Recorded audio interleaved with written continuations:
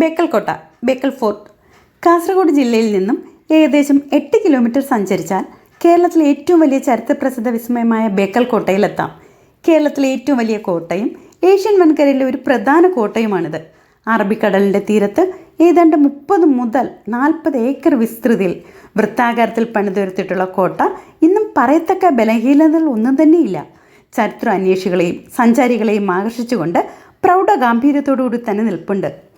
വളരെ മനോഹരമാക്കിയ വെട്ടുകല്ലുകൾ പാകി മിനുക്കിയ വീതി, ഇരുവശങ്ങളിലും പൂച്ചെടികളും പുൽച്ചെടികളെ വളരെ മനോഹരമാക്കി വെട്ടി പരവതാനിയാക്കിയ ഗാർഡൻസ്, ഇടയ്ക്ക് ചെറിയ മാവുകൾ, അതിൽ നിറയെ മാങ്ങകൾ, എല്ലാം കൊണ്ടും ബേക്കൽ കോട്ടയെ മനോഹരമാക്കുന്ന കാഴ്ചകൾ തന്നെയാണ്.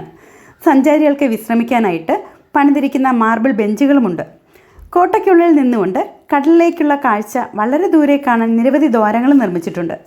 നമുക്ക് നോക്കിയാൽ കാണാൻ സാധിക്കും, ഈ കോട്ട കടലിലേക്ക് ഇറങ്ങിച്ചെല്ലുന്ന രീതിയിലാണ് നിർമ്മിച്ചിരിക്കുന്നത്. കോട്ടയുടെ കവാടത്തിന് സമീപം 10 അടിയിലേറെ വീതിയുള്ള കിടങ്ങുണ്ട്. ചുറ്റും ഇരുമ്പ് കമ്പിയുണ്ട് വേലി പോലെ നിർമ്മിച്ചിട്ടുണ്ട്.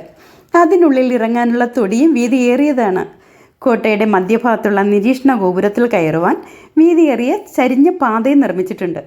കോട്ടയുടെ ഗോപുരത്തിൽ കയറി നിന്നാൽ വളരെ ദൂരെ നിന്നും വരുന്ന കപ്പലുകൾ വീക്ഷിക്കുവാൻ കഴിയും.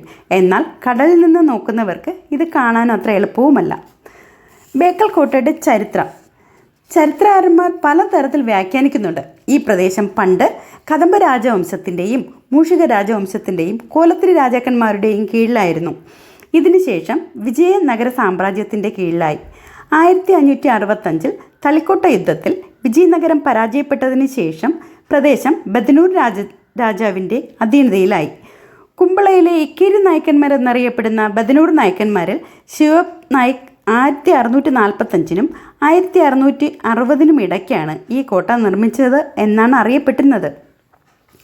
എന്നാൽ കോലത്തിരി രാജാക്കന്മാരുടെ കാലത്തിലെ കോട്ട ശിവബ് നായിക് പുതുക്കി പണിതാണെന്ന് പറയപ്പെടുന്നു. എന്നാൽ അടുത്ത കാലത്തായി നടത്തിയ പുരാവസ്തു ഗവേഷണം ചൂണ്ടിക്കാട്ടുന്നത് വിജയനഗര സാമ്രാജ്യത്തിൻ്റെ നിർമ്മാണത്തിൻ്റെ ഭാഗം ആണെന്നും 1763 അടുപ്പിച്ച് ഈ കോട്ട മൈസൂരിലെ രാജാവായിരുന്ന ഹൈദരാലി കീഴടക്കി.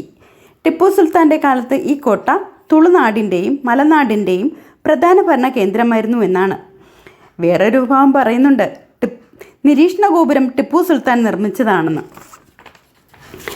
മലബാർ കീഴടക്കാനെത്തിയ ടിപ്പു ബേക്കൽ കോട്ട ഒരു പ്രധാന താവളമായിരുന്നു എന്നും ടിപ്പുവിൻ്റെ പരാജയപ്പെട്ടതിന് ശേഷം 1791 കോട്ട ഉൾപ്പെടുന്ന പ്രദേശം ബ്രിട്ടീഷിൻ്റെ അധീനതയിലായി. ഇത് ബ്രിട്ടീഷ് ഇന്ത്യയുടെ സൗത്ത് കാനറ ജില്ലയുടെ ഭരണപരിധിയിലായി. കേരള സർക്കാർ ബേക്കൽ കോട്ട ഒരു പ്രധാന ടൂറിസ്റ്റ് കേന്ദ്രമായി പ്രഖ്യാപിച്ചിട്ടുണ്ട്. കേന്ദ്ര സർക്കാരിൻ്റെയും സ്പെഷ്യൽ ടൂറിസത്തിൻ്റെയും കൂടെ ബേക്കൽ കോട്ടയെ ഉൾപ്പെടുത്തിയിട്ടുണ്ട്. എന്തു തന്നെ ആയാലും നമ്മുടെ ബേക്കൽ കോട്ട ഒരു സംഭവം തന്നെയാണല്ലേ. പിന്നെ പ്രത്യേകിച്ച് പറയേണ്ട, ഇവിടെ വരുന്നവർക്ക് വണ്ടികൾ പാർക്ക് ചെയ്യാനുള്ള അതിവിശാലമായ പാർക്കിംഗ് ഏരിയയുണ്ട്. ഫീസ് ഫ്രീ അല്ല കേട്ടോ. കോട്ടയ്ക്കുള്ളിൽ കയറാനും പ്രത്യേക ടിക്കറ്റുണ്ട്. സമയം വന്നിട്ട് 9 മുതൽ 6 വരെയാണ്. 6 മണിക്കുള്ളിൽ പുറത്തേക്ക് ഇറങ്ങണം. Signing off, Shini Thiruvathira. പറയാൻ വിട്ടുപോയതാണേ, അതിനുള്ളിലൊരു ഹനുമാൻ ക്ഷേത്രമുണ്ട്, കയറുന്ന ആ ഭാഗത്ത് തന്നെ.